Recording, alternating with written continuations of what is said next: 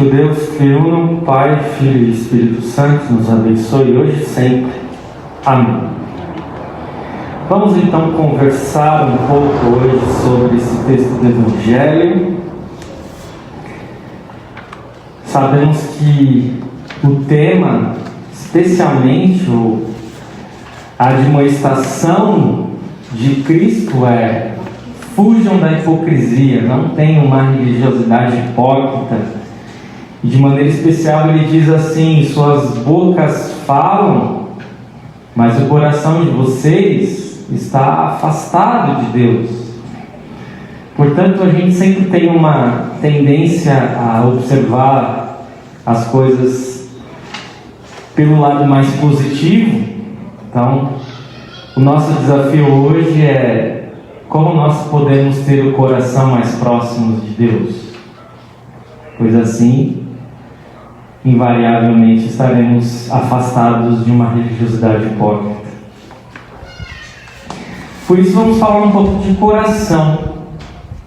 Coração, biologicamente falando, nem precisamos assim ser especialistas na área médica para saber que ele é importante, né? Sem coração não subsistimos. E sabemos que as doenças que mais matam, a principal causa de morte no mundo são as doenças cardiovasculares. Estou certo, Lili? E aí existem algumas dicas, né, para nós mantermos o nosso coração saudável. Vocês sabem todas essas dicas. O que nós podemos fazer?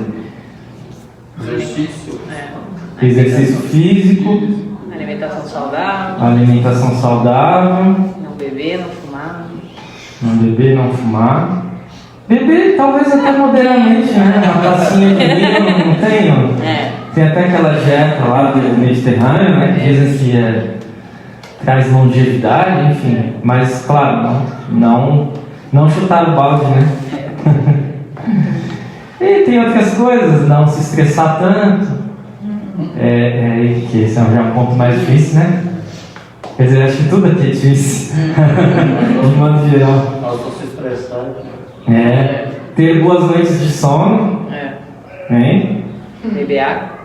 Beber água.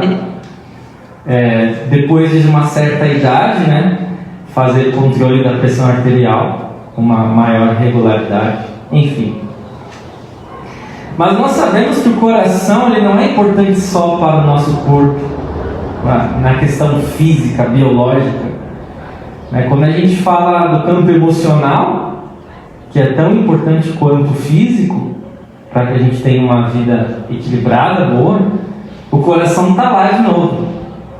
Ele é o principal símbolo, não apenas de um matrimônio, uma relação conjugal, nos nossos relacionamentos. O símbolo de um relacionamento é o coração. É o símbolo do amor, né? É o símbolo do amor. Exatamente. Você faz no coração. E na parte espiritual também está lá o bendito do coração.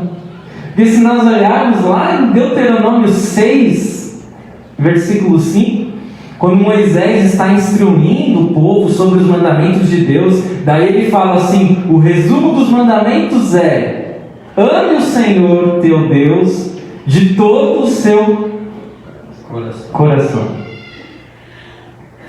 E depois é repetido isso por Jesus nos evangelhos sinóticos, Mateus, Marcos e Lucas. Portanto, não tem como nós fugirmos. O coração é essencial em todos os âmbitos: físico, emocional e espiritual. A boca fala, está cheio o coração. Também. Existem vários. Inclusive esse texto está um pouco depois aqui do Evangelho de Marcos 7.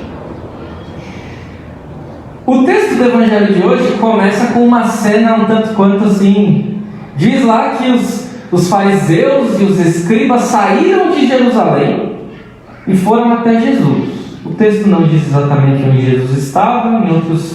Em outros textos antes a gente tem uma ideia, mas enfim, o ponto não é onde Jesus estava. O ponto é que os escribas e os fariseus saíram provavelmente de algum lugar meio distante assim, para caçarem Jesus. Ou seja, eles não foram lá adorar Jesus, eles não foram lá aprender com Jesus. Eles queriam arrumar problema, eles queriam arrumar intriga. E aí logo quando eles chegam assim, eles percebem que os discípulos de Jesus estão comendo e que eles não lavaram as mãos. E o problema aqui não é higiene, o problema aqui não é corona, o problema aqui são os preceitos da religiosidade. E aí eles questionam Jesus: ô Jesus, que negócio é esse aí? Você não se diz o mestre, conhecedor de tudo? E os seus discípulos estão comendo aí sem lavar as mãos? Tem alguma coisa errada aí. Eles colocam Jesus numa situação ruim. Eles querem fazer isso, eles querem colocar Jesus em uma saia justa. E eles pediram, né? Eles tanto pediram que eles levaram. Jesus traz à tona o texto que foi lido hoje, do profeta Isaías, capítulo 29. Este povo me honra com os lábios, mas o seu coração está longe de mim. E em vão me adoram, ensinando doutrinas que são preceitos humanos. E aí Jesus passa a denunciar a hipocrisia daqueles homens. Rejeitando o mandamento de Deus, vocês guardam a tradição humana. E aí ele traz um exemplo prático da incongruência dos fariseus e dos escribas. Porque eles diziam que alguém poderia descartar os seus pais, não cuidar dos seus pais, desde que ofertasse no templo, que eles chamavam de corban. E assim eles colocavam de lado um dos 10 mandamentos por preceitos humanos. Com certeza os escribas e os fariseus não ficaram contentes com essas palavras de Jesus. Mas era necessário que Jesus enfrentasse a prepotência espiritual daqueles homens. Quem eram eles para exigirem que os discípulos de Jesus fossem irrepreensíveis em preceitos humanos, se eles eram falhos nos preceitos divinos? E é por isso que Jesus faz questão de citar o profeta Isaías. E seguramente os homens que ouviram aquilo, eles conheciam a profecia de Isaías, eles conheciam as palavras do profeta Isaías: este povo me honra com os lábios, mas o coração está longe de mim.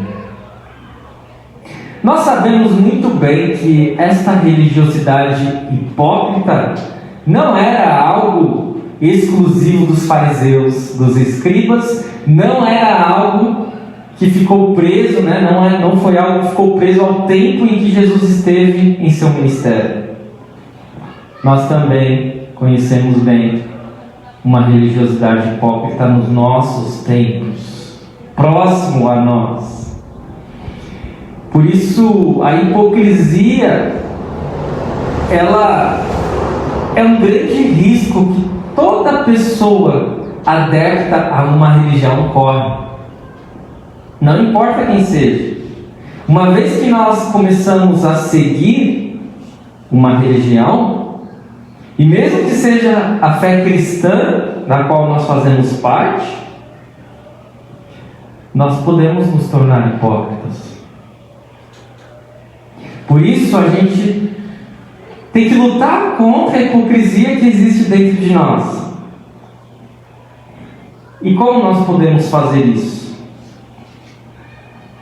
É por isso que Jesus cita essas palavras do profeta Isaías.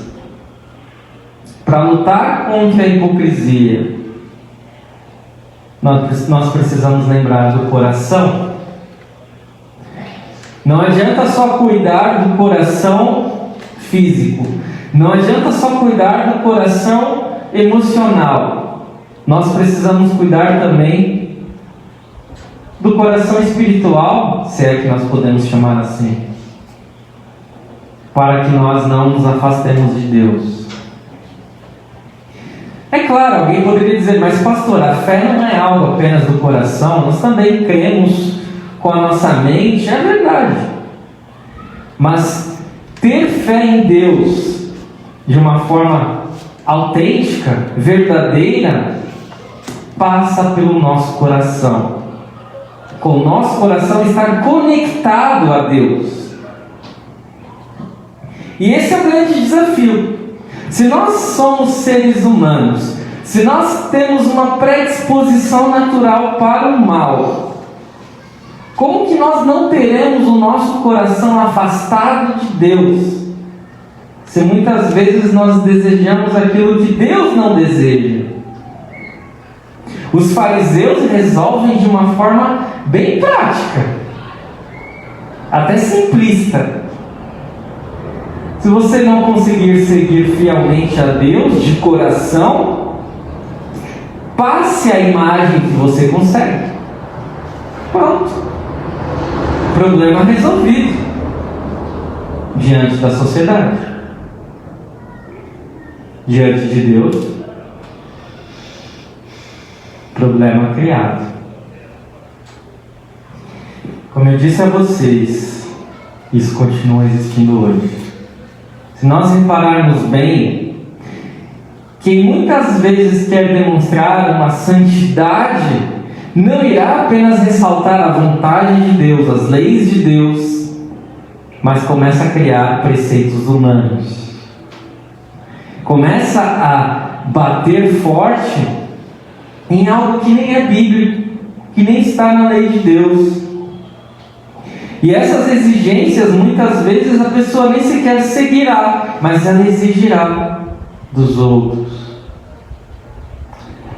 É interessante como, na sequência do texto, Jesus chama a atenção para a purificação do coração humano. Que a purificação do coração humano não funciona de fora para dentro, mas de dentro para fora. Ele diz assim: vocês não entendem, e aqui já não é um texto que nós lemos hoje, é um texto que vem a seguir ali no Evangelho. Vocês não entendem, não compreendem que tudo está fora da pessoa, entrando nela, não a pode contaminar, porque não entra no coração dela, mas no estômago. E o que entra no estômago depois é eliminado. O que sai da pessoa, isso é o que a contamina. Porque de dentro do coração das pessoas é que procedem os maus pensamentos, as imoralidades sexuais, os furtos, os homicídios, os adultérios, a avareza, as maldades, o engano, a libertinagem, a inveja, a blasfêmia, o orgulho, a falta de juízo. Todos estes males vêm de dentro e contaminam a pessoa. Palavras duras, lei, palavras pesadas, mas que constatam que é a realidade do ser humano. Mas se o nosso coração já é previamente inclinado ao mal, se o que sai de nós é tóxico, impuro, como não evitarmos a deterioração completa do nosso coração do ponto de vista espiritual? Será que podemos fazer exercícios? Será que podemos mudar a nossa dieta? De certa forma. Precisamos ter uma certa cautela. É impossível ter uma vida espiritual mais saudável? Não, é possível. É possível termos o nosso coração mais próximo de Deus. Mas não é simplesmente tendo uma mera obediência externa. Não. O que agrada ou não a Deus é o estado do coração. Como vimos, a impureza não vem de fora, mas de dentro de nós. A que conclusão nós podemos chegar? Que os fariseus estavam exigindo uma lavagem exterior, uma lavagem de mãos, enquanto que Jesus aponta que o caminho não é esse, mas a lavagem interior, a lavagem do coração. E aí nós podemos renovar aquele pedido feito pelo rei Davi no Salmo 51. Ó Deus, cria em mim um coração puro e dá-me uma vida nova, uma vontade nova e firme. E a pergunta persiste, meus amados irmãos e irmãs: como ter um coração puro? O texto não diz diretamente, mas dá uma pista. Há uma palavra-chave no texto original, lá no grego, quando os fariseus implicam com os discípulos de Jesus, dizendo que eles deveriam lavar as mãos. Esse lavar vem do verbo baptizem. E aí? Lavar as mãos, lavar panelas, lavar copos, vem do mesmo verbo do sacramento. Baptizem é usado para descrever como Deus lava e limpa as pessoas por meio do batismo. O que uma vida exteriormente piedosa jamais pode fazer, Deus faz por nós no batismo, nos tornando totalmente aceitáveis a Deus, santos em Cristo. No batismo, Deus nos declarou limpos por dentro e por fora. Nos tornamos novas criaturas, graças a Deus, e não a um comportamento ou a uma aparência de santidade que tenhamos exercitado. Jesus é a única pessoa que viveu uma vida pura diante de Deus. Ele é o Cordeiro sem defeito, não corrompido, apesar de ter sido tentado. E mesmo sendo completamente puro e santo, Jesus, por submissão à vontade do Pai, resolveu cobrir-se com a sujeira do ser humano, sofrer o castigo que nos torna puros, que nos torna limpos. Nas águas do batismo somos lavados, somos purificados e somos unidos ao único que é limpo e puro e santo, que é Cristo. É esta a ideia de limpeza de Deus. E assim observamos que o batismo não apenas é um sacramento, como um grande milagre também operado por Deus. Os fariseus confiavam apenas na sua religiosidade para serem puros. Nós jamais seguiremos o mau exemplo deles. Não devemos viver uma religiosidade exterior, da boca para fora. Nós saberemos que o batismo que recebemos nos concede uma nova vida, lava o nosso coração, o que tem infinitamente um valor superior a uma lavagem de mãos. Mas então é só isso, pastor? Sermos batizados, então nós temos o nosso coração purificado pelo batismo? E nada muda em nossa vida? É claro que não. Pela limpeza operada por Deus, aí sim somos capacitados a fazer o que os fariseus achavam que podiam fazer por suas próprias forças. Nós iremos amar, ir ao culto, participar da Santa Ceia, ofertar. Pela graça de Deus, os nossos atos são limpos aos seus olhos, não pelos nossos próprios esforços. Vocês lembram do dia do batismo de vocês? Não precisam responder. Eu digo a vocês, eu não sei qual foi a data do meu batismo. Eu sei que você perguntou sem se lembrar, não lembrava que eu tinha 7 Eu sei. Eu tinha 7 dias. Porque na verdade era lá que a gente nasceu, né? Isso. Ó, Ana Paula sabe. Vamos fazer uma pesquisa aqui rápida. Quem sabe levanta a mão. Lívia, Ana Paula. Exata. Pecados. Então, eu tenho que confessar meus pecados aqui para vocês. Eu não sei. Porque o que acontece? Eu fui batizado na igreja católica, uma outra época, um outro momento da minha família, mas eu devo fazer isso. Quando eu retornar em férias, né? Na realidade, eu tenho que pesquisar.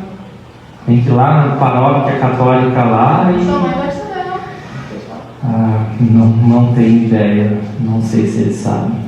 Mas eles não davam... Mas aí tem que ver se isso ficou preservado, né?